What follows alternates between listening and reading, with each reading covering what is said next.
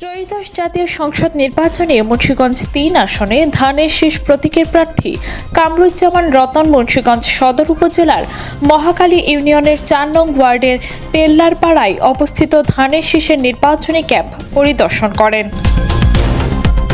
Camp পরিদর্শনকালে তিনি স্থানীয় জনগণের সঙ্গে কুশল বিনিময় করেন এবং ধানের শীষ প্রতীকে ভোট প্রার্থনা করেন। এ সময় উপস্থিত জনতার উদ্দেশ্যে বক্তব্যে তিনি বলেন, আমার ব্যক্তিগতভাবে জয় পরাজয়ের কোনো ব্যাপার না, যদি হেরে যায় হেরে যাবেন সবাই। ধান যন্ত্র জয়যুক্ত হলে এখানে জিয়াউর রহমানের আপনার আমার ধানের শীষ সবার ঐতিহ্য জয়লাভ করবে।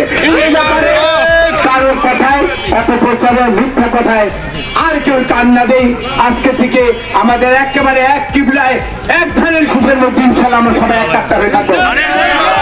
এ সময় উপস্থিত ছিলেন মহাখালী ইউনিয়ন বিএনপির সহ সভাপতি দুলাল কাজী, মহাখালী ইউনিয়ন ৪ নং ওয়ার্ড বিএনপির সভাপতি খোরশেদ মোল্লা, সদর থানা মুক্তিযোদ্ধা দলের সদস্য আবুল হোসেন মিলন সহ আরও অনেকেই।